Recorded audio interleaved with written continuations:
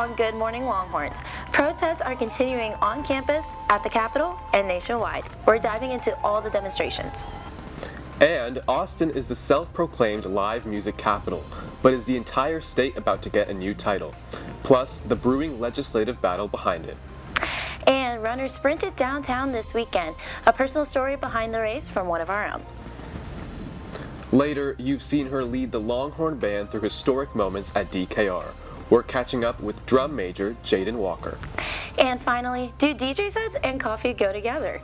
This and other stories buzzing around Austin. All this and more coming up right here, right now, on Good Morning Longhorns.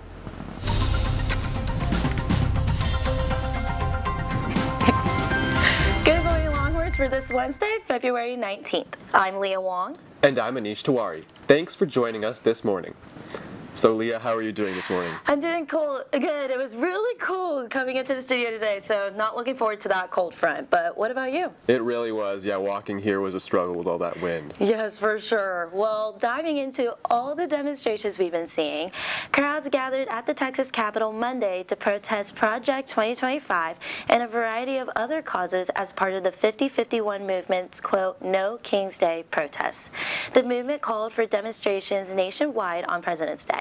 We spoke to one protester who's a former national park ranger. She said she lost out on her dream job 2 days after President Trump took office. The President of the United States has orchestrated an attack on public servants and has stolen thousands of American jobs and continues to want to steal more. Demonstrators gathered at the Capitol before marching through the streets of downtown. In Houston, the 50-51 movement held a similar protest at City Hall. Hundreds marched and chanted phrases denouncing the Trump administration and Elon Musk.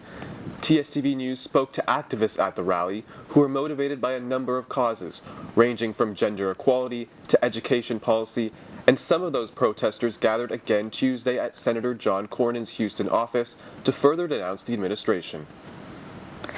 Back in Austin, protesters gathered around a Tesla showroom in the Domain on Saturday to demonstrate against Elon Musk. They held signs saying, quote, Take your Tesla hands off my country. People across the nation are showing up to Tesla showrooms and dealerships in protest of Musk's involvement in the administration. Tesla consumers that are from liberal-leaning parts of the U.S. argue that Musk's involvement could lose Tesla its target demographic. But those weren't the only protests happening in the past week. From the new administration and the policies that are coming with it, campus-led groups are yet again taking to the 40 acres and beyond. Let's bring in our Audrey Itz for more. Good morning, Audrey. Good morning. There were more campus-led protests last week. TSTV News was at Littlefield Fountain on Wednesday as Austin SDS, Students for a Democratic Society, gathered. For about an hour and a half, roughly 100 students called to keep ICE off campus in what they called an emergency protest.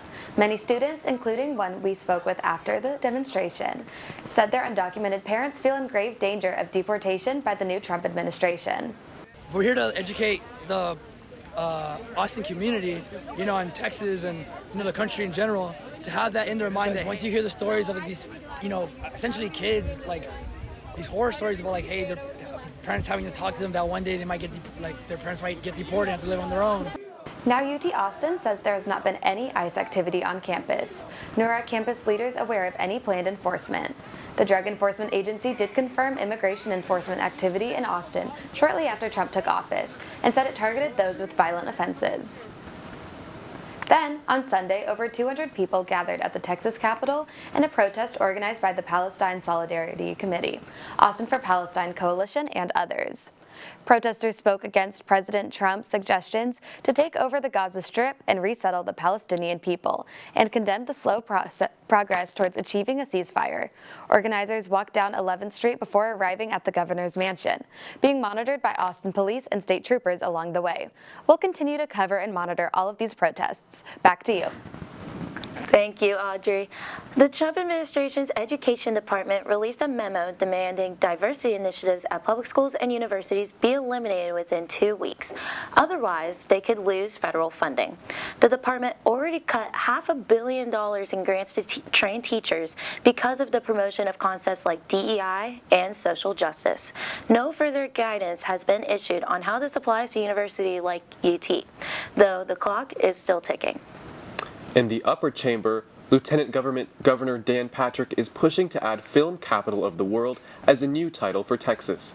He's reserved Senate Bill 22 for almost $500 million in incentives for the state's film industry, more than doubling the funding provided last session. Barbara Morgan, CEO of Austin's Film Festival, says she's all on board with anything that helps Texas filmmakers. I think this is all wonderful, and to put 2 times the money sort of says that's a commitment. That we service writers, and it's just they will have the ability to get hired and be employed in various ways and still be able to stay here. And isn't that what we really want? It's not just that we want people to come in here and shoot a film and take off. We want to grow a community. While no bill has officially been filed, some pushback is expected, with some Republicans saying the handouts aren't necessary. Big names include Matthew McConaughey are backing Texas as the new Hollywood in a new advertisement released last month.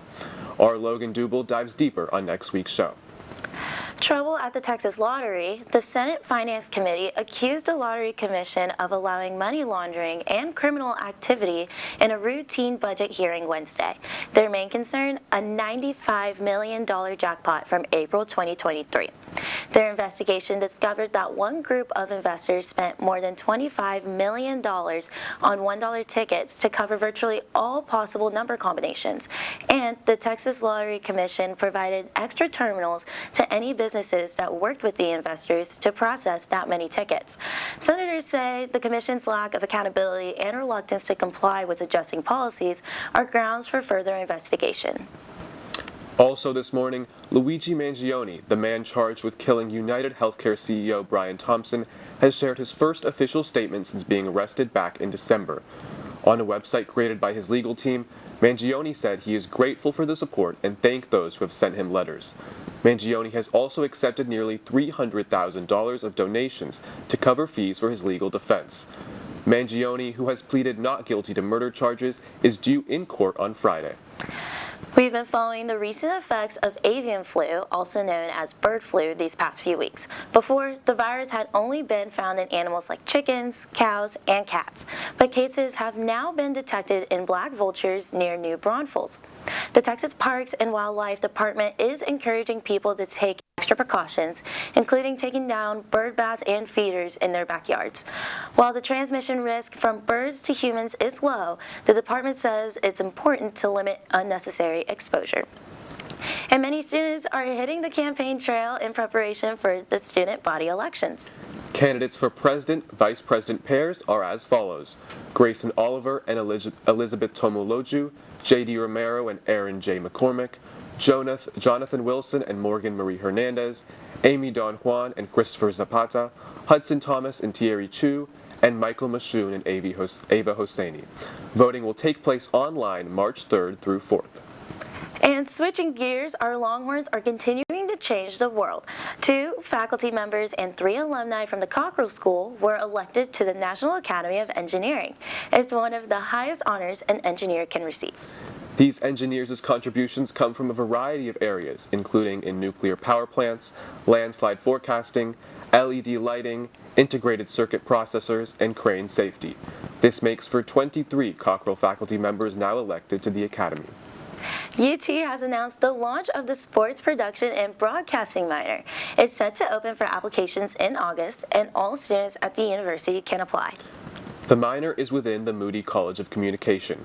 According to athletics, students will have the ability to produce live sports broadcasts as part of the program. Speaking of sports, the Austin Marathon was this past weekend, and many Austinites and those around the world participated in the 13.1-mile race and the 26.2-mile race. This includes people right here in our studio, including Gabriella Comer, Itza Martinez, and Catherine Gajewicz. We are so proud of them for this amazing feat. And running a half marathon isn't an easy feat. Many spend great deals of time training, focusing on their speed, endurance, and mental strength. That's something our Itza Martinez knows all too well. Our Paulina Pearson follows Itza's journey to the half. Take a look. It wasn't like that pain that runners feel was completely foreign to me, but getting back into it was definitely something that took some getting used to. Starting college, Itza continued to take up her love for running, until last year when she noticed some differences in her health.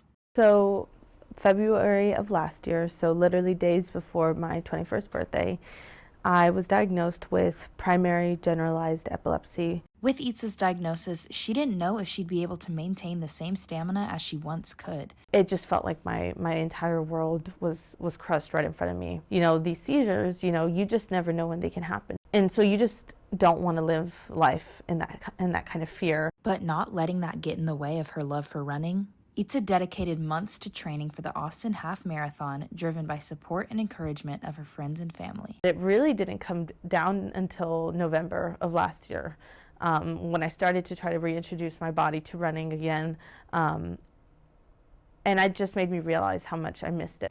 While this diagnosis doesn't define Itza, worrying about the future doesn't get lost on her. But just this Sunday, her anxieties went away as she made a dream her reality. Almost there. That Itza a year ago would have never imagined that this Itza, a year later would be doing something like this. And so I'm very proud of her. Paulina Pearson, TSTV News. Thanks, Paulina. When we come back, we're joined by Emmy Adams in the Weather Center to break down the latest conditions as Texas sees an Arctic cold front. Stay with us.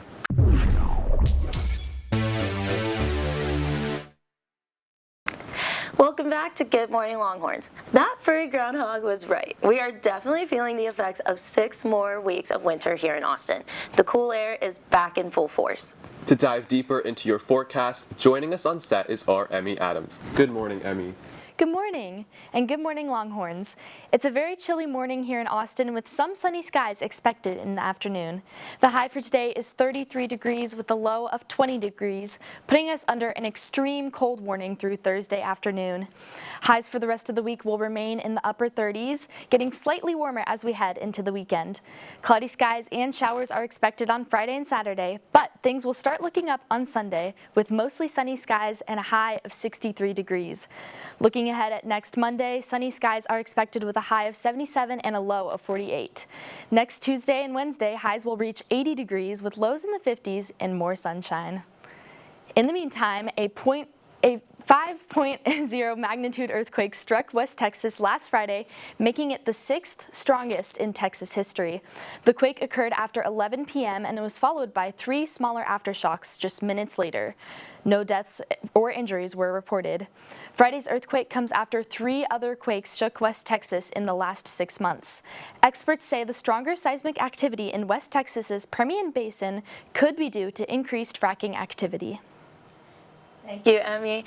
Good news for the men's basketball team this morning. They are back on track after beating Kentucky 82-78 in an intense thriller on Saturday night. Freshman Trey Johnson recorded a career high of 32 points, earning him SEC Freshman of the Week for the 4th time. Tremont Mark added a season high of 26 points. This was UT's 3rd victory over a top 25 opponent this season.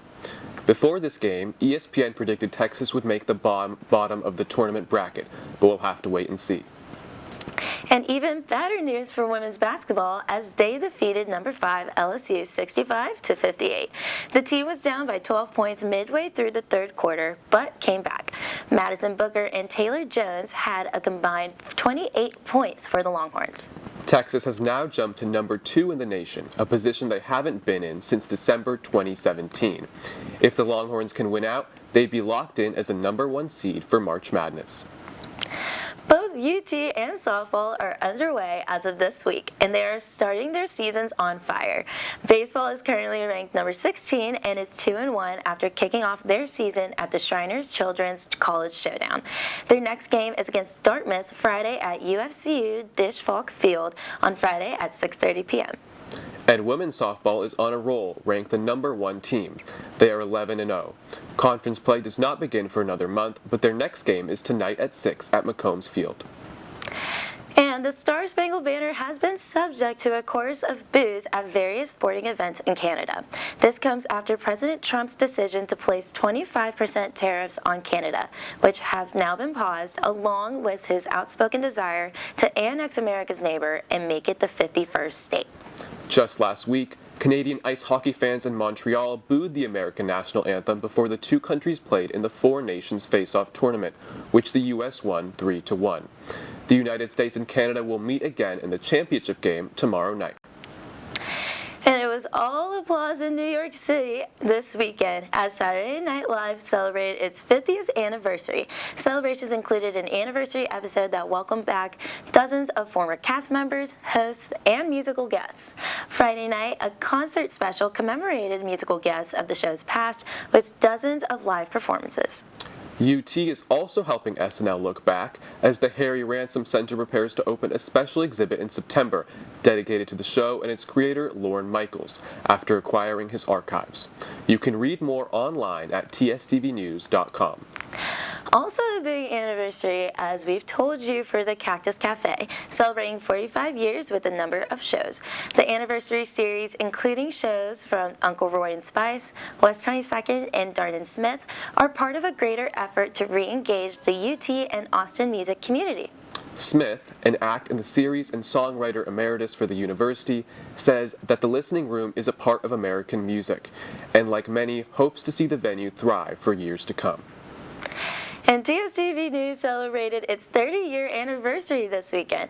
The first episodes of what was then called KVR9 News at 9 aired in February 1995, according to our archives. Since then, the department has grown and evolved to include the 3 shows we have today. Over the years, TSTV News has sat down with Jimmy Fallon, broken a story on LGBTQ discrimination at the Scottish Rite dorm, covered former President Joe Biden's visit to campus, and much more. And after the break, you've seen her on the field, and now University of Texas Longhorn Band drum major Jaden Walker is in studio to talk about leading the show band of the Southwest. We'll be right back.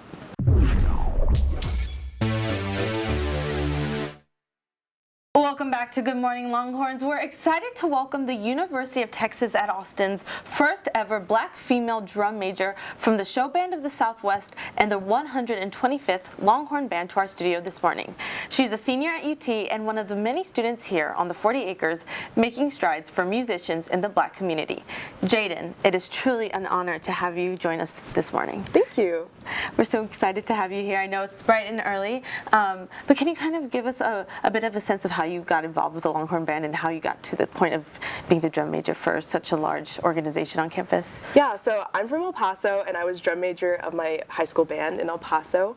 So I've always been inspired by leadership and just making strides for both the Latino community and the black community. But starting at UT, I was unsure if I wanted to do the marching band, but there was an organization called LH Blacks within the Longhorn Band, and they reached out to me and kind of just inspired me to join because they showed me that there's people that look like me in the Longhorn Band. So they really inspired me to join Longhorn Band. But to become drum major, it was Paula Boothman, who was the drum major before me. She told me that she could see me being drum major, and she was just such an incredible leader and just so kind in her leadership, and she really inspired me. Yeah, and you kind of talked about, making strides for people who look like you. How do you feel, just reflecting on your experience in the past season? I understand, the football season's over, you kind of wrap that up, but what has it meant for you? It's been really cool just to see all the little girls, little boys that look like me when we do Bevo Boulevard or Stadium Stampede or just any away game, just seeing them and being so excited to talk to me and stuff.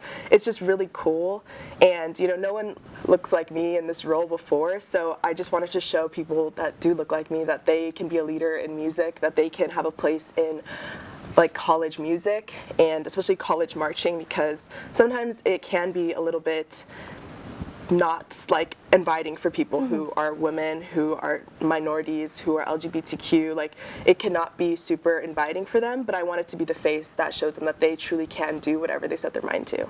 Absolutely. And, kind of jumping on to like the notoriety you've received on the national scale. Back in November, the Today Show came to Austin, and I know for Good Morning Longhorns, like that was pretty exciting for us. But can you kind of talk a little bit about what that experience was like for you and the Longhorn Band? Yeah, it was really cool because me and my mom, we watched the Today Show like every single day, and on like Saturdays and stuff. So just being able to like talk to the host and just like be there with all the fans, it was really cool. It was super early, and just kind of crazy to see how like national television like works. Right, it's crazy to see it. But it was just really cool just to be on that screen and like shout out my city and just like. It was really, really cool. Yeah, and are there any other moments that come to mind as you reflect over, this past season and just the 4 years, moments that really strike out, like come out to you that, these days are like some of the best days? Yeah. I don't know, we've done some crazy stuff like in the Longhorn Band. I mean, I've met Kendra Scott, I met Vince Young. We get to go to all the away games, which is like really such a privilege and a blessing to get to do, and just like going to all the championships and the bowl games, and just meeting some really incredible alumni. That's what really make this school what it is the alumni network, and they've just all been so kind to me and so welcoming, and it's just been incredible. And I got a brand sponsorship from HEB and Lucchese boots, and that was just incredible and something I never thought would ever happen, just because I picked flute in 6th grade. Now that I'm here at UT, so yeah. And now it's paid off for you big time. Well, thank you so much, Jaden, for joining us this morning. And although her time with the Longhorn Band is up, she hopes to continue to serve as an inspiration for little girls everywhere who look like her and show them that they can take up space in music, higher education, and leadership. Coming up, Lauren Peck and Haley Diamond join us to talk all things trending in Austin. Trust me, you don't want to miss this. We'll be back in 2 minutes.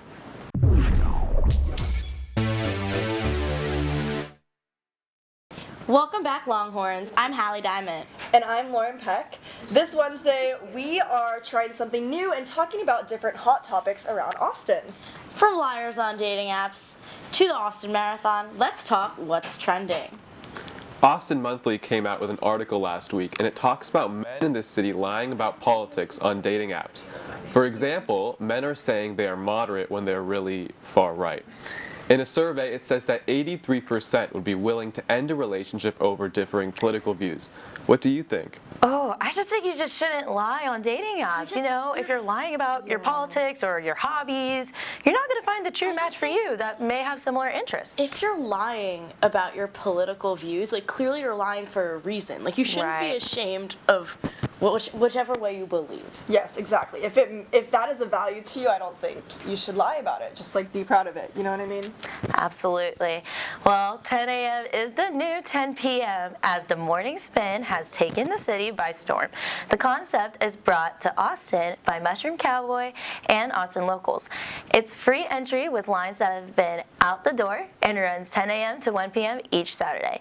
Would y'all attend? What do you think of this shift? Oh my God, I would be there. I would be there. As a former DJ, this is my official application to be at the morning spin and DJ for everyone. It's so cool. Yeah, it's such a good way to socialize, but without alcohol and drinking and stuff. So I think that's a great alternative. Anish, would you go? I would definitely go. I think it's a great way, especially in the morning, to wake up, talk to some other people, get some coffee. Yeah. I'm all for it. Definitely. Well, speaking of early morning activities, tons of UT students took on the Austin Marathon last Sunday, including some of our own people here. 2 students in particular tracked their progress on social media. Senior Maddie Louise tracked her 3-month progress for the half marathon on her TikTok account called From Start to 13.1, and another senior, Fike Dallin, documented his journey to the full marathon through motivational day in the life videos on Instagram.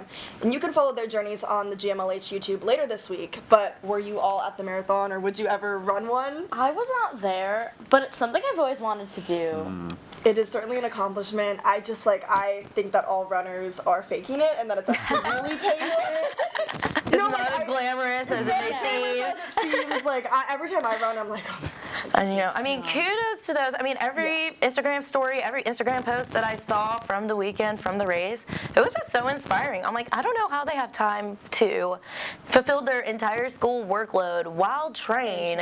I don't know how UT students can just do it all, I guess. I don't know. Personally, I don't think I'd have the endurance to run one, but it was definitely inspiring to see everyone run their own race. Well, that's all the time we have for this Wednesday. Thanks so much for joining us. I'm Leah Wong. And I'm Anish Tiwari. From all of our Good Morning Longhorns team, we'll see you back here next week. For Campus First News, you can follow us on Instagram at Good Morning Longhorns and check out our website at tstvnews.com.